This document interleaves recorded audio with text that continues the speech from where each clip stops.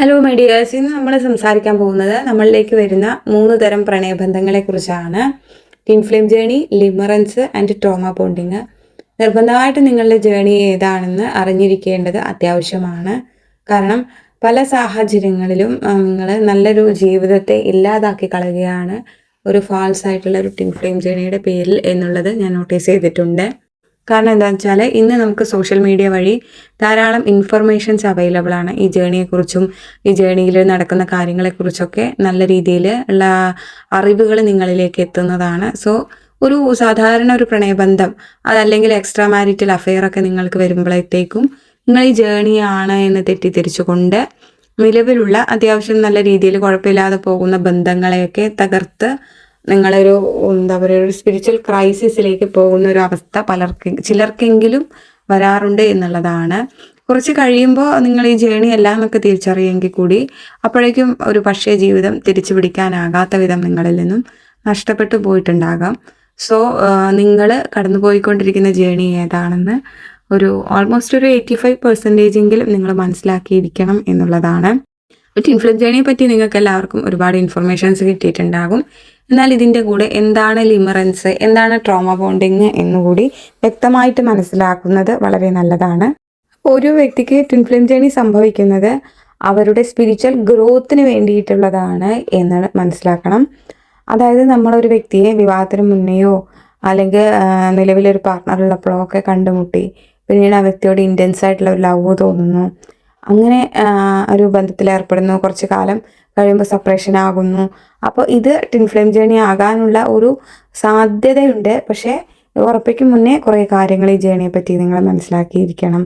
Twin flame journey ആണ് നിങ്ങൾക്കുള്ളതെങ്കിൽ ആ വ്യക്തിയുമായിട്ടൊരു intense love അങ്ങോട്ടും ഇങ്ങോട്ടും ഉണ്ടാവും. അതായത് വൺ സൈഡ് മാത്രമല്ല, പലരും എനിക്ക് മാത്രം അല്ലെങ്കിൽ നിങ്ങൾക്ക് മാത്രമാണ് ഒരു ഇൻറ്റൻസ് ലവ്, ഓപ്പോസിറ്റ് നിൽക്കുന്ന ആളിന് അത്തരത്തിലുള്ള ലവ് ഇല്ല എന്നുള്ളതൊക്കെ നോട്ടീസ് ചെയ്തിട്ടുണ്ടോ എന്ന് നോക്കുക.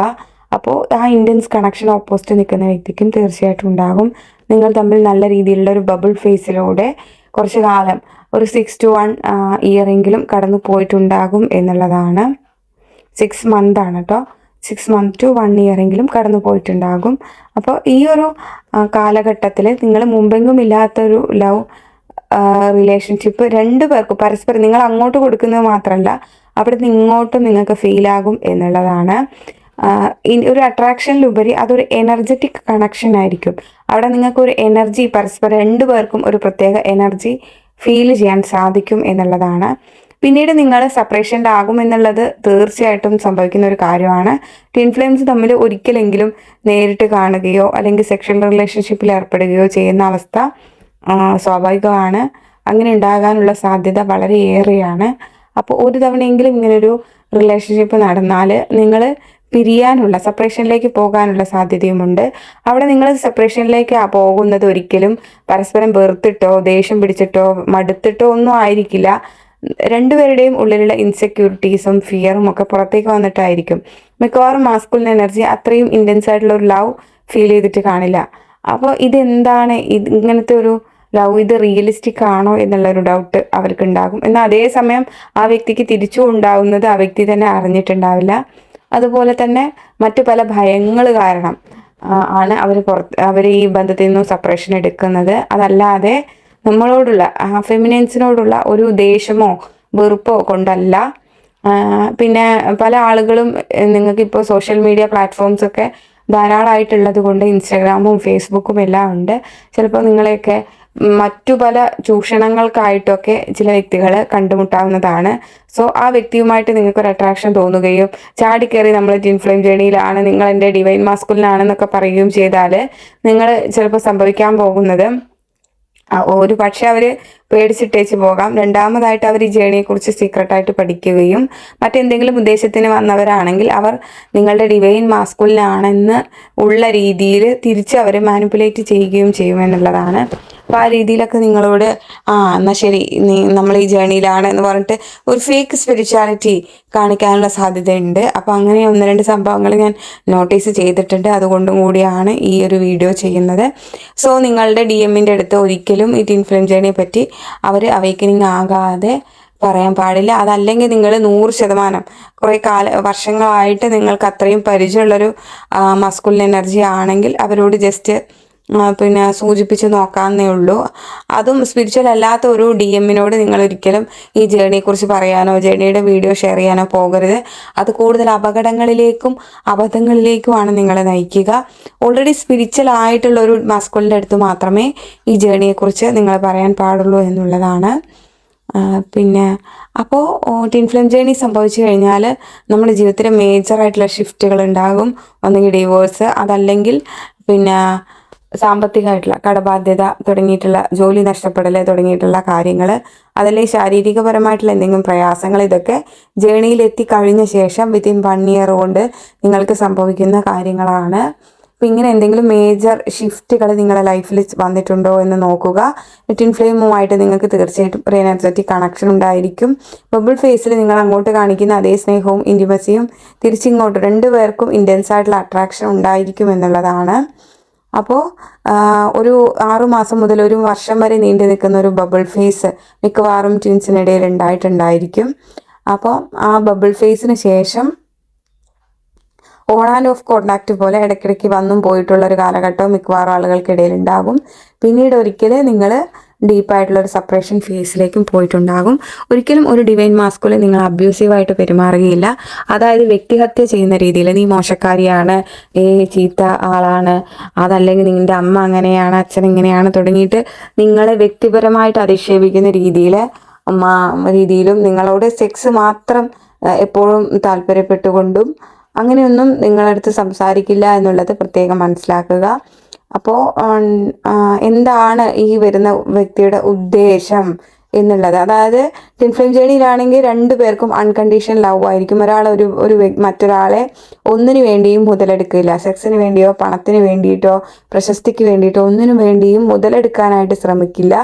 അപ്പോൾ ആ ഒരു കാര്യം പ്രത്യേകമായിട്ട് നോട്ടീസ് ചെയ്യുക. നിങ്ങളോട് ഓപ്പോസിറ്റ് നിൽക്കുന്ന വ്യക്തി എന്താണ് ഡിമാൻഡ് ചെയ്യുന്നത്, എന്തെങ്കിലും ഒരു പർട്ടിക്കുലർ കാര്യം ഡിമാൻഡ് ചെയ്യുന്നുണ്ടോ, അതോ അൺകണ്ടീഷണൽ ലവ് ആണോ എന്നുള്ളത് പ്രത്യേകം നിങ്ങൾ നോട്ടീസ് ചെയ്യുക. അതനുസരിച്ച് മുന്നോട്ട് പോകുക എന്നുള്ളതാണ് എനിക്ക് ഒന്നാമതായിട്ട് പറയാനുള്ളത്. ഇനി രണ്ടാമതായിട്ട് ലിമറൻസ് എന്താണെന്ന് നോക്കാം.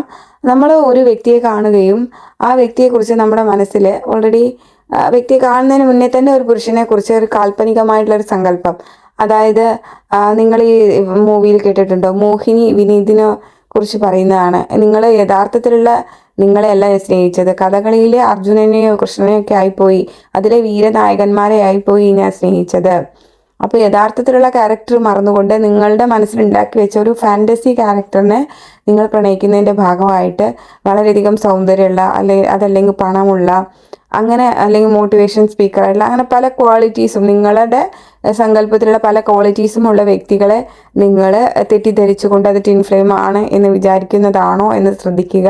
ലിമറൻസിൻ്റെ കേസിൽ ഓപ്പോസിറ്റ് നിൽക്കുന്ന വ്യക്തിക്ക് നിങ്ങളോട് വലിയ താല്പര്യമൊന്നും ഉണ്ടാവില്ല. അവർ ഒരു ബബിൾ ഫേസ് ഒന്നും അവിടെ ഉണ്ടായിട്ടുണ്ടാവില്ല. അവർ മേ ബി നിങ്ങളെ ജസ്റ്റ് 1-2 നല്ല രീതിയിൽ സംസാരിച്ചിട്ടുണ്ടാകാം, അത്രയൊക്കെ ഉണ്ടാവുള്ളൂ. വളരെ കുറഞ്ഞ കാലയളവിലുള്ള ഒരു സൗഹൃദ ബന്ധം മാത്രമേ നിങ്ങൾ തമ്മിൽ ഉണ്ടാവുകയുള്ളൂ. അപ്പോൾ നിങ്ങളുടെ ആ സങ്കല്പത്തിലുള്ള വ്യക്തിയായിട്ട് ഓപ്പോസിറ്റ് നിൽക്കുന്ന വ്യക്തിയെ മാറ്റാനായിട്ടായിരിക്കും ഏത് സമയവും നിങ്ങളുടെ വർക്കുകൾ, നിങ്ങൾ എടുക്കുന്ന പണികൾ മൊത്തം.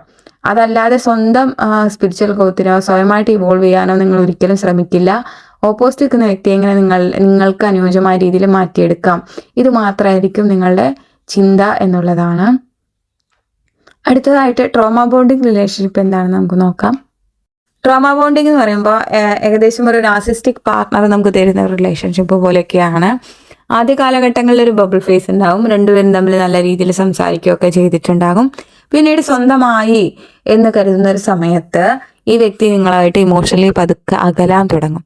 അപ്പോൾ അകലുന്നതിൻ്റെ ഭാഗമായിട്ട് നിങ്ങൾ വീണ്ടും കുറച്ച് കാലമൊക്കെ പിന്നാലെ നടന്ന് കെഞ്ചും. അത് കഴിഞ്ഞിട്ട് വേണ്ട, ഇഷ്ടമല്ലാത്ത വ്യക്തിയെ പിരിഞ്ഞു പോകാം എന്ന് കരുതി നിങ്ങൾ ആ ബന്ധത്തിൽ നിന്ന് മൂവ് ഓൺ ആകുമ്പോൾ ഈ വ്യക്തി തിരിച്ചു വന്നിട്ട് വീണ്ടും എന്താ ചെയ്യാണ്, 1-2 ദിവസം ആ ബബിൾ ഫേസിലെ പോലെ സ്നേഹമൊക്കെ തന്നുകൊണ്ട് നിങ്ങളുടെ സ്നേഹബന്ധത്തെ ഒന്നുകൂടി ഊട്ടി ഉറപ്പിക്കും എന്നുള്ളതാണ്.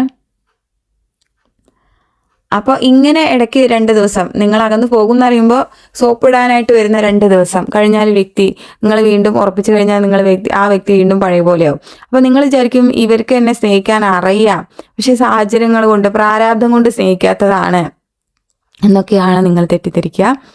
അപ്പോൾ എന്നിട്ട് എന്ത് ചെയ്യുന്നറിയോ, കുറേ കാലം ആദ്യം ബബിൾ ഫേസിൽ തന്ന റിലേഷൻഷിപ്പ് വീണ്ടും കിട്ടാനായിട്ട് നിങ്ങൾ തന്നെ ഈ ഒരു ട്രോമ ബോണ്ട് റിലേഷൻഷിപ്പിൽ ഇങ്ങനെ സ്റ്റിക്ക് ഓൺ ആയിട്ട് കളിക്കുമെന്നുള്ളതാണ്. അവിടെ നിങ്ങൾക്ക് ഒരു ഗ്രോത്തും ഇല്ല. എന്തെങ്കിലും ഒരു സ്കില്ല് പഠിക്കാനോ അതല്ലെങ്കിൽ സ്വന്തമായിട്ടൊരു ഇപ്പോൾ സ്ഥലം വാങ്ങുന്ന ഒരു കാര്യമോ അല്ലെങ്കിൽ എന്തെങ്കിലും ഡെപ്പോസിറ്റ് ഇടുക അല്ലെങ്കിൽ ഒരു കരിയറിലേക്ക് പോവുക, ഒരു ജോബ് തേടി പോവുക തുടങ്ങിയിട്ട് പല കാര്യങ്ങളിൽ നിന്നും നിങ്ങളെ ആ പാർട്ട്ണർ അല്ലെങ്കിൽ നിങ്ങളെ സ്നേഹിക്കുന്ന വ്യക്തി വിലക്കും എന്നുള്ളതാണ്. നമ്മുടെ ഉയരെ മൂവിയിൽ പല്ലവിയും പിന്നെ പല്ലവിക്ക് ആദ്യം ഉണ്ടായിട്ടുള്ള ഒരു റിലേഷൻഷിപ്പ് ഓർമ്മയുണ്ടല്ലോ. അതായത് ഇപ്പോൾ ഒരു ജോലിക്ക് പോകുമ്പോൾ പോലും ചിലപ്പോൾ തടയും, നീ വീട്ടിലിരിക്കുന്നതാണ് നല്ലത്, അതല്ലെങ്കിൽ ജോലിക്ക് പോവുകയാണെങ്കിൽ അതിൻ്റെ സാലറി മുഴുവൻ ആ വ്യക്തി കൈക്കലാക്കുക തുടങ്ങിയിട്ടുള്ള പല കാര്യങ്ങളും, നിങ്ങളുടെ വസ്ത്രധാരണത്തെക്കുറിച്ചൊക്കെ നെഗറ്റീവായിട്ട് പറയുക. അങ്ങനെ ആ രീതിയിൽ നിങ്ങളെന്ന വ്യക്തിത്വത്തെ ഒട്ടും അംഗീകരിക്കാതെ എന്ത് ചെയ്താലും അതിനൊക്കെ കുറ്റം പറഞ്ഞുകൊണ്ട് അങ്ങനെ ഒരു നിമിഷവും ഇഞ്ചിഞ്ചായി കൊല്ലുന്ന തരത്തിലുള്ളൊരു ബന്ധമാണ് ട്രോമ ബോണ്ട്. എന്നാൽ പണ്ടപ്പോൾ തന്നൊരു സ്നേഹബന്ധത്തിൻ്റെ പേരിൽ നിങ്ങൾക്ക് ആ ബന്ധത്തിൽ നിന്ന് ഒരിക്കലും വിട്ടു പോരാനും കഴിയില്ല. പല കാര്യത്തിലും നിങ്ങൾ ഒരു സെൽഫ് സഫിഷ്യൻ്റ് ആക്കാതെ അടിമയാക്കിയിട്ടുണ്ടാവും, എല്ലാ കാര്യങ്ങളും വീട്ടിലേക്ക് കൊണ്ടു തന്നിട്ടൊക്കെ. അപ്പോൾ ഇത്തരത്തിലുള്ള ഒരു ബന്ധമാണ് ട്രോമ ബോണ്ടിങ് എന്ന് പറയുന്നത്. സോ ഒരു ടിൻ ഫ്ലെയിം ജേണി കിട്ടിയിട്ടുണ്ടെങ്കിൽ നിങ്ങൾ ഒരിക്കലും വീണ്ടും വീണ്ടും ആ ഒരു ടിൻ ഫ്ലെയിമിനെ കുറിച്ച് ഓർത്ത് വിഷമിക്കുകയോ, കുറച്ച് കാലം കഴിഞ്ഞ് നിങ്ങൾ പ്രോപ്പറായിട്ട് ഇന്നർ വർക്കൊക്കെ ചെയ്യുമ്പോൾ, അതായത് നിങ്ങളുടെ ഇന്നർ ചൈൽഡിനെയൊക്കെ ഹീൽ ചെയ്യുമ്പം ഒരുപാട് ഇഷ്യൂസ് ഉണ്ടാവും നിങ്ങൾക്ക്. ആ ഇഷ്യൂസൊക്കെ ക്ലിയർ ചെയ്ത് കഴിയുമ്പോൾ നിങ്ങൾ പിന്നെയും ആ വ്യക്തിനെ ചേസ് ചെയ്യാനായിട്ട് തോന്നുകയില്ല. സ്പിരിച്വൽ ഗ്രോത്തിനും സെൽഫ് ഗ്രോത്തിനൊക്കെ വേണ്ടിയിട്ട് നിങ്ങൾ നല്ല രീതിയിൽ വർക്ക് ചെയ്യുകയും സ്വന്തം കാര്യം നോക്കി മുന്നോട്ട് പോവുകയും ചെയ്യുന്ന ഒരു സ്റ്റേജ് വരും. അതല്ലാതെ ഒരു ടിൻ ഫ്ലെയിം ജേണി ആണെങ്കിൽ വർഷങ്ങളോളം ഒരു വ്യക്തിയെ ഇങ്ങനെ ചേസ് ചെയ്തുകൊണ്ട് നടക്കുന്ന ഒരു പരിപാടി അവിടെ ഉണ്ടാവില്ല. നിങ്ങൾ ഒരു ഘട്ടം എത്തുമ്പോൾ നിങ്ങൾ അത്തരത്തിലുള്ള കാര്യങ്ങളൊക്കെ നിർത്തി അവനവനിലേക്ക് മാറുന്നതായിട്ട് കാണാം. അതുപോലെ തന്നെ അൺകണ്ടീഷണൽ ലവ് ആണ് എല്ലാവരോടും അല്ലേ. അപ്പോൾ നിങ്ങൾക്കൊരിക്കലും ഒരാളെയും ശപിക്കാനോ വെറുക്കാനോ ഒന്നും കഴിയില്ല. അതായത് പിന്നെ ട്വിൻ എന്നെ പറ്റിച്ചു, കടന്നു കളഞ്ഞു, എന്നെ ചീറ്റ് ചെയ്തു, ആ ഒരു ചിന്ത ഉണ്ടാവില്ല. ആ വ്യക്തി ജീവിതത്തിലേക്ക് വന്നതുകൊണ്ട് കുറേ ലെസൺസ് പഠിക്കാൻ പറ്റി, ഇവോൾവ് ചെയ്യാൻ പറ്റി എന്നുള്ള ഒരു താങ്ക്ഫുൾ ഫീല് മാത്രമേ ഉണ്ടാവുള്ളൂ. അതുപോലെ തന്നെ നിങ്ങളുടെ കാർമിക് പാർട്ട്ണറോടോ അല്ലെങ്കിൽ കാർമിക് മദർ, ഫാദർ, അങ്ങനെ ആരോടെങ്കിലുമൊക്കെയും ഒരു വ്യക്തിയോട് പോലും നിങ്ങൾക്ക് ഒരു വെറുപ്പിൻ്റെ ഒരു അവസ്ഥ ഉണ്ടാവില്ല എന്നുള്ളതാണ്. എല്ലാവരും നമ്മുടെ കർമാസ് ക്ലിയർ ചെയ്യാനായിട്ട് ഹെൽപ്പ് ചെയ്ത ആളുകളാണ് എന്നുള്ള രീതിയിൽ അൺകണ്ടീഷണൽ ലവ് ഉണ്ടാവും. സെയിം ടൈം നമ്മൾ അത്യാവശ്യം കുറച്ച് ബൗണ്ടറീസ് സെറ്റ് ചെയ്യുകയും ചെയ്യും എന്നുള്ളതാണ്. സോ ഞാനിപ്പോൾ ഈ വീഡിയോ ചെയ്യുന്നത് തന്നെ നിങ്ങൾ നിലവിലുള്ള ഒരു ജേണിയെ കൃത്യമായിട്ട് തിരിച്ചറിയാൻ സാധിക്കുകയും അപ്പോൾ ഈ ഒരു ജേണിയുടെ പിന്നിൽ അതല്ലെങ്കിൽ അങ്ങനെ ഒരു പേരിൽ നിങ്ങൾ പലപ്പോഴും പല ബന്ധങ്ങളെന്ന് പറയുന്നത് 100% നിങ്ങളുടെ ഒരു സങ്കല്പത്തിലുള്ളതൊന്നും ആയിരിക്കില്ല. കുറച്ച് പ്രശ്നങ്ങളൊക്കെ ഏതൊരു വ്യക്തിയും പിന്നെ കാണിക്കുന്നതാണല്ലോ. അപ്പം അങ്ങനെ ചെറിയ ചെറിയ പ്രശ്നങ്ങളും പ്രയാസങ്ങളൊക്കെ ഈ ജേണിയുടെ പേരിൽ പെരുപ്പിച്ച് അവരോട് എന്നൊക്കെയായിട്ട് തല്ലോടി പിരിഞ്ഞു പോവുകയോ അവരൊഴിവാക്കുകയോ ചെയ്തുകൊണ്ട് തിരിച്ചു വരികയും ഇത് ടിൻ ഫ്ലെയിം ജേണി അല്ല എന്ന് മനസ്സിലാക്കുകയും ചെയ്യുമ്പോൾ ഉണ്ടാകുന്ന ബുദ്ധിമുട്ടുകൾ ഒഴിവാക്കാൻ വേണ്ടിയിട്ടാണ്. സോ വളരെയധികം കരുതലോടുകൂടി മുന്നോട്ട് പോവുക. ഈ ഒരു ജേണിയുടെ പേരിൽ ഒരു കാര്യവും മാറ്റി നിർത്തരുത് എന്നുള്ളതാണ് എനിക്ക് പറയാനുള്ളത്. നിങ്ങൾക്ക് അതല്ലാതെ സ്വാഭാവികമായിട്ടും ഒരു ഏതെങ്കിലും എനർജി മാച്ച് ആവുന്നില്ല എന്ന് തോന്നിയിട്ടുണ്ടെങ്കിൽ മാത്രം മാറ്റി നിർത്തുക. അതല്ല, ഞാൻ ടിൻ ഫ്ലെയിം ജേണിയിലാണ്, ഞാൻ ഡിവൈൻ ഫെമിനാനാണ്, ഈ ടിൻ ഫ്ലെയിംസിൻ്റെ സ്റ്റോറി ഇങ്ങനെയാണ് എന്ന് നിങ്ങൾ ഓൾറെഡി ഫിക്സ് ചെയ്ത് പഠിച്ചുകൊണ്ട് നിങ്ങൾക്ക് ചുറ്റിലുമുള്ള പല ബന്ധങ്ങളെയും മാറ്റി നിർത്തുന്നത് തീർച്ചയായിട്ടും ഒഴിവാക്കുക. നല്ലൊരു ജീവിതം എല്ലാവർക്കും ഉണ്ടാവട്ടെ എന്ന് കരുതുന്നു, ആശംസിക്കുന്നു. Thank you.